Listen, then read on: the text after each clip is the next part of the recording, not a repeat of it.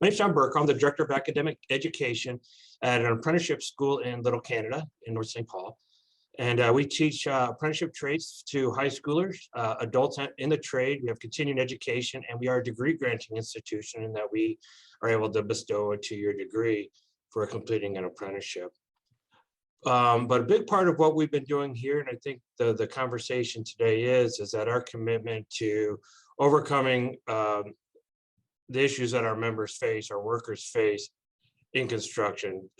Death by suicide is the #1 cause of death in construction, and it's often underlooked.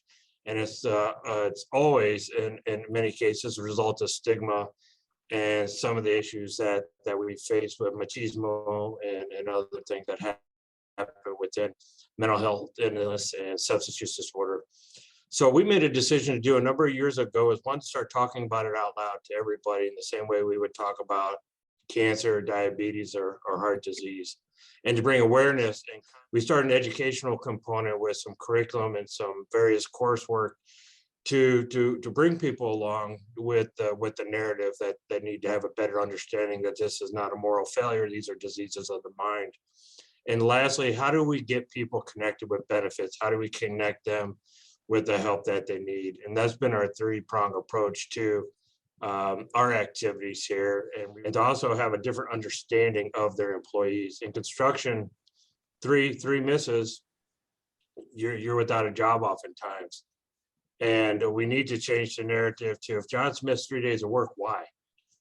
Maybe as an employer, I should sit down with John and see what's changed, instead of just sending me down the road. We got to get out of the habit of throwing people away and get them the help that they need. And construction's as toughest place as anywhere to overcome this, but we're really proud of the work that we do. Sure. Well, one, this is very personal to me. So as a young man, I was addicted, homeless, and on the streets by 14. Unfortunately, found myself incarcerated and really going down an unfortunate path as a young man. I found recovery through registered apprenticeship. I had just gotten out. I was living with my father, and he had hired some painters to paint his house. And like a good dad as he was, they get my flipping kid a job. They're like, yeah, go down to the apprenticeship school. They're looking for painters. I'm like, oh shit. The last thing I wanted to do was be a painter. But I went because he made me. So I went down and I signed up for the apprenticeship school, and I came home and I told my father that I did what you asked me to do, but there was no jobs. And well, there was. I was supposed to go to work the next day. And so a week goes by, and finally the man calls and said, leaves a message. Hey, this is Larry. Why hasn't John gone to work? And my father dragged my butt to the job site for the next 4 days. And what I found is that the people I worked with very quickly, for whatever reason, while I was still actively using, I was actively in addiction, made a decision to help me mature and become a better person.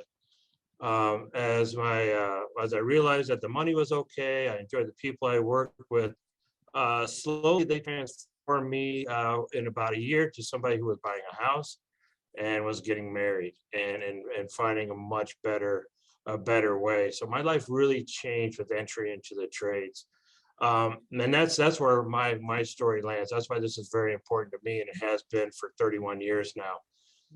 As an organization, prior to coming to Minnesota 2 years ago, I worked for the Painters International Union out of Washington, D.C., where I was responsible for all the apprenticeship schools in the United States and Canada. And when I was in that role, we had a friend here out of Minneapolis named Bob Swanson.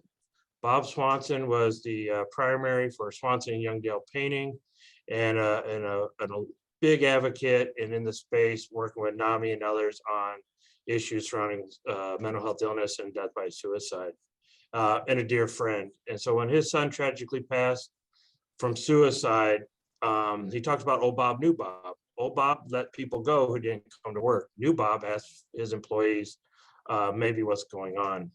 So me and him went forward, and we started a campaign just to talk about this out loud in 2016, to try to overcome some of the uncomfortableness with the conversation. And from there is where we developed this Helping Hand initiative. And I've been able to take that Helping Hand initiative here to Minnesota when I moved here 2 years ago. And a good example of our approach with our high schoolers, a couple semesters ago, we had a young lady who had intensive counseling on Mondays. She needed every Monday off. How many schools were going to give her every Monday off, for example? Um, the simple grace of just agreeing to let her have Mondays off to get her counseling allowed this young lady to graduate high school, graduate our program, and most importantly, be in a much better place than she has ever been. And there's a cute little video of her on our website.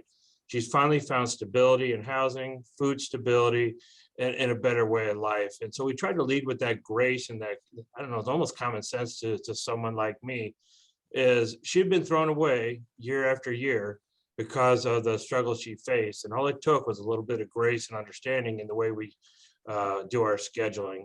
And, you know, on a construction site, you often have a steward. That's somebody that folks would go to if they have an issue on the job site.